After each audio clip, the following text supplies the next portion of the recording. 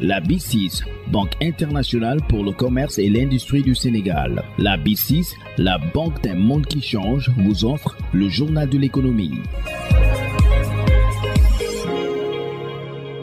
Bonjour et bienvenue. Info Éco de ce jeudi nous mène à Tambacounda où nous retrouvons le président régional des producteurs de manioc. Oumar Sarro tire le bilan de la campagne et revient sur leurs principales difficultés. On avait emblâmé 300 hectares de manioc. Donc c'est pour les 4 départements, Koupintoum, Tamba, Doudiri et Bakel. Vous conviendrez avec moi, il y avait eu beaucoup de pluie, mais là, les rendements sont très faibles. Et du coup, ce qui est intéressant, c'est que les populations commencent à s'adapter à la culture du manioc. Auparavant, ils n'étaient pas intéressés, mais aujourd'hui, grâce à la mise en place de la coopérative régionale des producteurs de manioc en 2017, qui fait beaucoup de plaidoyer et de sensibilisation, du coup, il y a eu beaucoup d'adhésions. C'est vrai que les quotas qu'on affecte au niveau de la région est très faible, car la région de Tambacounda fait 2 fois la région de Thiès en termes de superficie.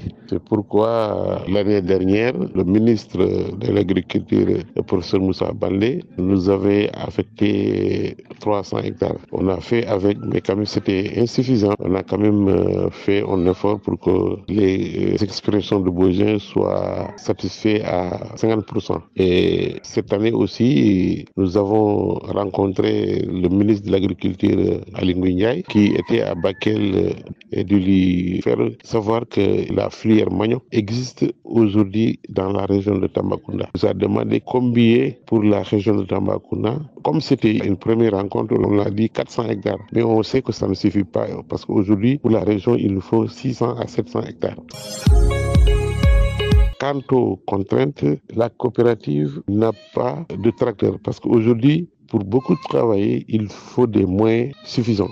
Dans toute la région, il n'y a que la filière peut-être manioc qui n'a pas de tracteur. Et aussi, nous souhaitons que le ministre vraiment nous affecte ce tracteur et ces machines, car il nous avait dit qu'il va nous acheter les machines de transformation de la Tchéquie. Il nous avait mis en relation avec le DRDR de Tambacounda pour lui donner des factures de préformat. Et on a fait les factures, on a remis ça au DRDR. Et je pense même que le DRDR a transmis au ministre. Donc on attend le retour. Pour dire tout simplement que l'engagement est là, les terres sont là, la disponibilité est là, mais quand même, il faut un accompagnement du ministère, même les partenaires, parce qu'il y a beaucoup de femmes qui font le manioc, mais qui ne peuvent pas faire des clôtures. Au niveau de certains départements, il faut clôturer les parcelles. Il y a beaucoup de divulgation. Donc vraiment, c'est là qu'on voulait attirer l'attention des autorités qui nous aident sur comment protéger ces plantations. Encore une fois, on remercie le directeur du Sud FM et son équipe. Que Dieu vous garde. Sud FM vous remercie Oumar Sarro. Vous êtes le président régional des producteurs de manioc de Tambacounda. Son et tout, merci de votre fidélité. La BICIS, Banque internationale pour le commerce et l'industrie du Sénégal. La BICIS, la banque d'un monde qui change, vous a offert le journal de l'économie.